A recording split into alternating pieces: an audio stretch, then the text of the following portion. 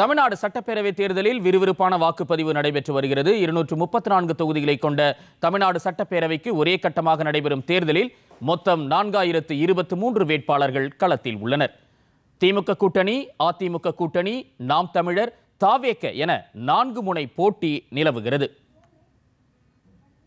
காலை 7 மணிக்கு தொடங்கி வாக்குப்பதிவு நடைபெற்று வருகிறது. கொளுத்தும் வெயிலையும் பொருட்படுத்தாமல் மக்கள் நீண்ட வரிசையில் காத்திருந்து தங்கள் ஜனநாயக கடமையை நிறைவேற்றி வருகின்றனர். பிற்பகல் 3 மணி நிலவரப்படி மாநிலம் முழுவதும் 70% வாக்குகள் பதிவாகியுள்ளன.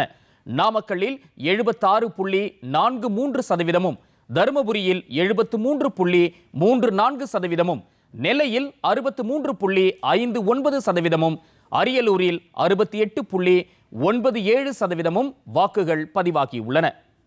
சென்னையில் 68.13% பதிவாகியுள்ளது.